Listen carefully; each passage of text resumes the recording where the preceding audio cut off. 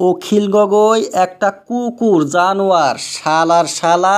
তুই তোর বাবা একটা স্কুল পর্যন্ত বানাইতে পারে নাই। তোর বাপ দাদার দম যদি আছে তাহলে একটা স্কুল বানিয়ে দেখাতো। এই ধরনের কথা বলছে বদরুদ্দিন আজমল মিটিংয়ের মধ্যে, আবার আলাদা করে সাংবাদিকদের সামনে। যারা ভদ্রতা অভদ্রতা বুঝেন একটু চিন্তা করে দেখেন এই আজমল তাহলে কোন শ্রেণীর, কত নিকৃষ্ট মানের একজন নেতা। আসামের একজন মুসলিম, তার জিভা, তার মুখের আওয়াজ কেমন দেখেন। এমন ভাষা, বাপ দাদার নাম নিয়ে কেউ বলে। ন্যাশনাল অ্যাওয়ার্ড পেয়েছে, রাষ্ট্রীয় পুরস্কার পেয়েছে অখিল গগৈ, তাকে বলে তুই।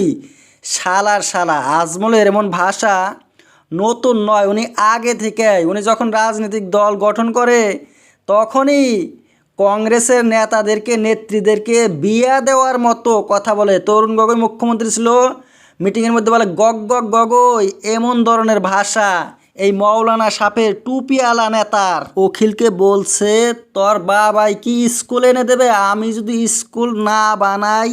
রাজনীতি করে অখিল গগৈ, ওই জন্য আজমলের বিরুদ্ধে বলে। রাজনীতির মধ্যে এক নেতা আরেক নেতার বিরুদ্ধে বলবেই, পার্টি যদি আলাদা আলাদা হয় তার জবাব দিতে হয় যুক্তিদর্শী। এই যে কুকুর শালা বলে নয়, কোথায় থেকে শিখেছে এমন কথা আজমল?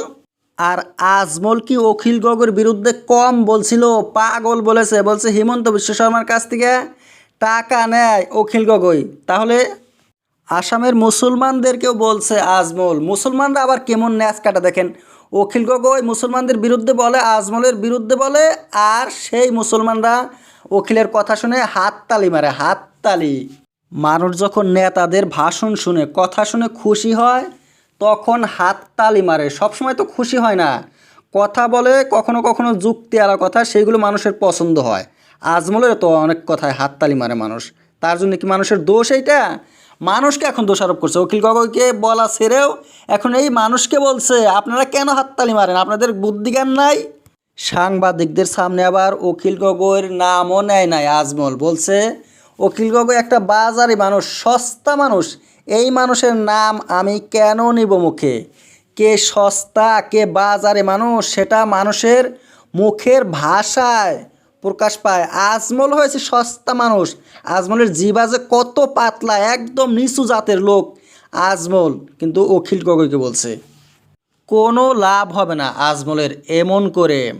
নেতা হইতে গেলে মাথা ঠান্ডা রাখতে হবে, যদি যে কোনো সময় রাগ উঠে যায়, এমনকি মানুষের গায়ে হাতও তুলে আজমল, মুখ তো খারাপ করেই, এটা কোনো নেতার চরিত্র হতে পারে না। অবশ্য উনি আধা পাগল হয়ে গেছে ধুবড়িতে, যে ভোটে হেরেছে, কিন্তু তার জন্য এত নিচে নেমে গেলে তো আর হবে না। মাথা ঠান্ডা রাখতে হবে, আবার মুখও একটু হিসাব করে চালাতে হবে, না হলে মুসলমানরাও সরে যাবে আজমলের কাছ থেকে। চামগুড়িতে আসামের আজমল ক্যান্ডিডেট দেয় নাই, উপনির্বাচন হয়েছে, ইউডিএফের কোনো ক্যান্ডিডেট ছিল না। কেন বলুন তো?